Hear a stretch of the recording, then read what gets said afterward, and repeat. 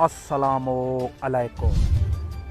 Breaking news आई हुई है क्योंकि पाकिस्तान का मैच अब ऑस्ट्रेलिया के खिलाफ जारी है, क्योंकि बाबर आजम ने 4 रन के लिए खेल दिया। मिड पोजीशन की जानिब से 4 रन हासिल कर दिए। अच्छी बैटिंग कर रहे हैं बाबर आजम, खेलना चाहते थे बाबर आजम, और अब बाबर आजम ने सेंचुरी मार दी।